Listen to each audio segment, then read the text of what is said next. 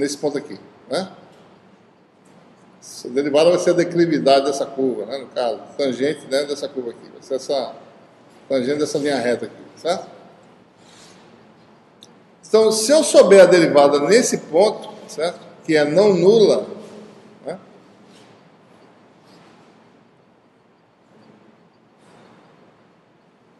Então, deixa eu fazer um outro. Esse aqui não é um exemplo, não. Deixa eu fazer um exemplo melhor.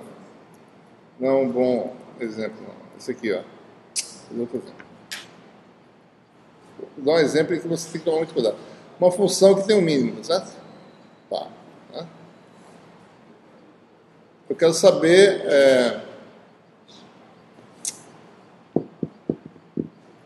Aliás, desculpe. Não, tá certo. Deixa eu desfazer tudinho aqui. Como é que eu faço aqui? Eita. Deixa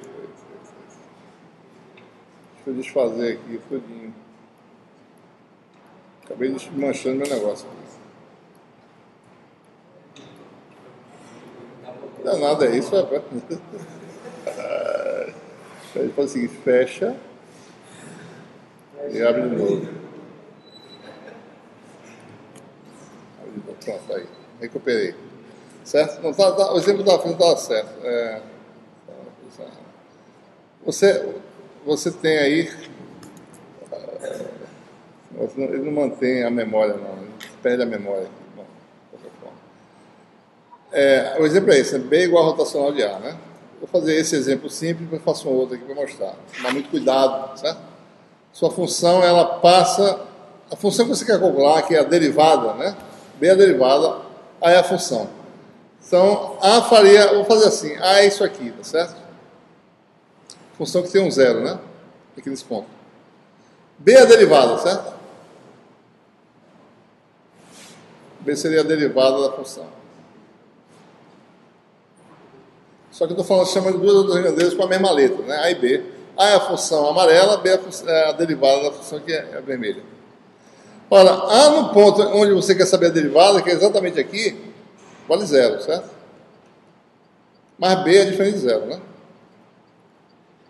Então tem situações em que o potencial vetor é zero. Você quer calcular o campo no ponto onde o potencial vetor é zero. Você tem que saber o potencial vetor em torno, né? Então, se eu soubesse o potencial vetor, a função A em torno de B, eu pego esse valor menos E, subtraio, diminuo e divido pelo incremento de ΔX, eu tenho a derivada. Certo? Exemplo. Se você tem uma espira de corrente, certo?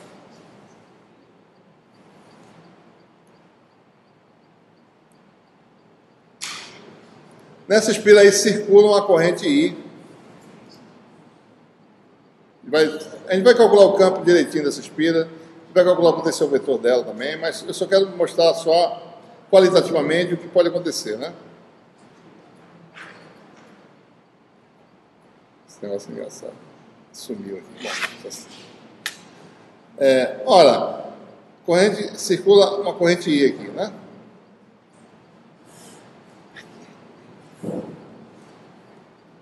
Se você calcular o potencial vetor nesse ponto da espira, quanto é que você acha que vai dar? A contribuição desse elemento é para cá. A desse elemento aqui, vamos botar alguns só, dá para cá, certo? A desse elemento aqui, o potencial vetor desse elemento está a mesma distância, certo? Vai dar para lá, né? A desse elemento aqui vai dar para cá, certo? Vai dar para lá, né? Se somar esses vetores, tá certo? Né? Vai dar zero. Se você somar os potenciais vetores de cada elemento de corrente, que está sempre aqui distante desse ponto, vai dar zero. Então, o potencial vetor dessa espira no eixo Z é zero. Certo? É sempre zero. Em qualquer ponto do eixo Z, o potencial vetor, que é a soma vetorial daquele J e dl, né? Sob módulo, né? A menos das constantes. Cada ponto do eixo desse ponto é sempre a mesma distância do elemento de corrente, né? E sempre eu tenho um potencial vetor, né? Que olhando de cima, tá certo? Você teria aí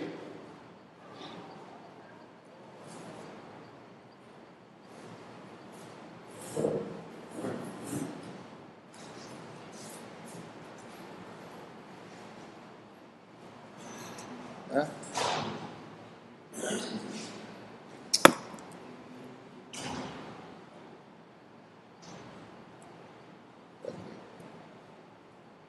olhando em cima, né? A contribuição do potencial vetor no eixo Z, que é exatamente aqui, certo?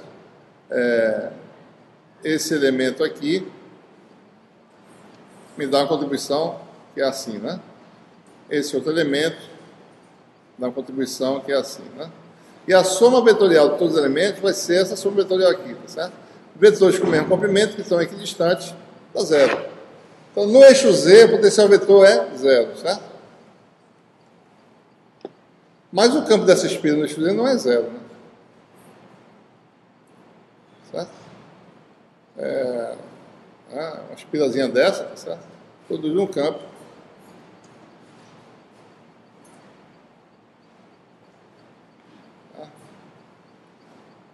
que dá sempre usando, né, aquela regra, né, produto vetorial, tá certo? IDL vetorial x menos x'.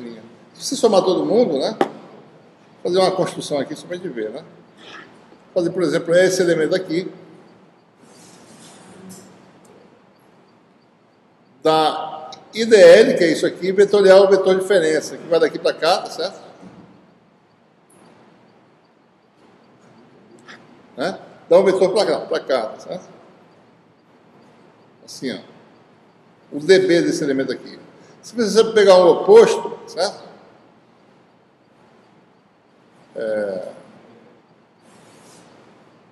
Esse vetorzinho, vetorial, esse vetor, né? X menos x', vai dar um vetor para cá, certo?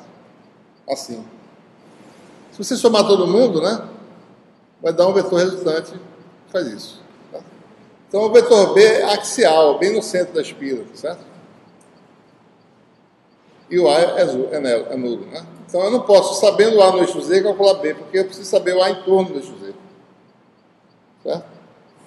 Então, eu tenho que tomar muito cuidado com o uso do potencial vetor, porque você, para saber B, tem que saber A como um todo, para você derivar, você fazer o rotacional de A. Né? Certo? Vou parar aqui, pessoal. Tem uma ata aí para vocês.